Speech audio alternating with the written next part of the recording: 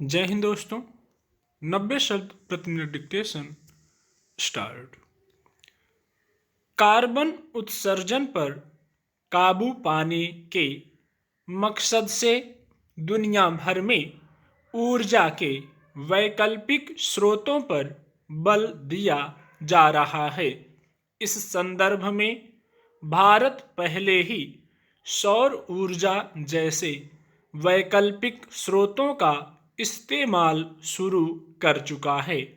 इसी कड़ी में हाइड्रोजन मिशन को केंद्रीय मंत्रिमंडल ने मंजूरी दे दी है। इसके तहत 50 लाख टन हरित हाइड्रोजन उत्पादन का लक्ष्य रखा गया है। इसका उपयोग ईंधन के रूप में वाहनों और इस्पात तथा तेल शोधन संयंत्रों में किया जाएगा। हाइड्रोजन के उपयोग से कार्बन उत्सर्जन नहीं होता। स्वाभाविक ही इसे बढ़ावा मिलने से कार्बन उत्सर्जन में काफ़ी कमी लाई जा सकेगी। जलवायु परिवर्तन के खतरों को ध्यान में रखते हुए तमाम देशों से अपने यहाँ कार्बन उत्सर्जन में कटौती करने को कहा जा रहा है। इस बार के जलवायु सम्मेलन में तो कार्बन उत्सर्जन के अनुपात में मुआवजे के प्रावधान पर भी सहमति बनी है।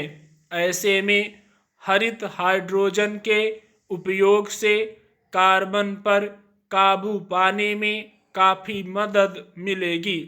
फिर हाइड्रोजन मिशन में 8 लाख करोड़ रुपए से अधिक निवेश का अनुमान लगाया जा रहा है।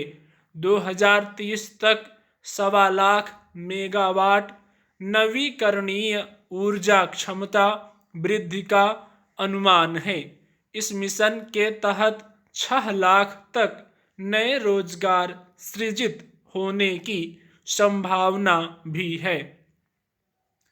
भारत में कुल ऊर्जा खपत की करीब 80% बिजली कोयले से पैदा होती है। इससे कार्बन उत्सर्जन सबसे अधिक होता है। इसलिए बिजली की खपत कम करने और इसके वैकल्पिक स्रोतों पर ध्यान देने पर जोर दिया जाता है। इस संबंध में सौर ऊर्जा उत्पादन का विशाल तंत्र विकसित किया जा रहा है। इसके लिए दुनिया के तमाम देशों से करार भी किया गया है। इस तरह नवीकरणीय ऊर्जा उत्पादन में हरित हाइड्रोजन बड़ा सहभागी साबित होगा। इसी तरह तेल शोधन और इस्पात शोधन संयंत्रों से कार्बन उत्सर्जन बहुत होता है। इनमें हरित हाइड्रोजन के इस्तेमाल से इस पर काफ़ी हद तक रोक लगाई जा सकेगी। फिर जलवायु परिवर्तन के साथ साथ पूरी दुनिया में यह चिंता पैदा हो गई है कि जैव ईंधन के भंडार पर बहुत लंबे समय तक निर्भर नहीं रहा जा सकता। जिस तरह औद्योगिक इकाइयों में बढ़ोतरी हो रही है, सड़कों पर वाहन बढ़ रहे हैं और हर काम धंधा बिजली पर निर्भर होता जा रहा है, उसमें जैव ईंधन और बिजली संबंधी आवश्यकताओं की पूर्ति चुनौती बनती जा रही है। इसलिए तेल संबंधी जरूरतों को कम करने के लिए सौर ऊर्जा चालित वाहनों का चलन बढ़ रहा है। जैव ईंधन में एथेनॉल आदि मिलाकर बाहरी देशों पर ईंधन की निर्भरता घटाने की कोशिश की जा रही है। हरित हाइड्रोजन का उत्पादन चूंकि पानी में से ऑक्सीजन और हाइड्रोजन को अलग करके किया जाता है।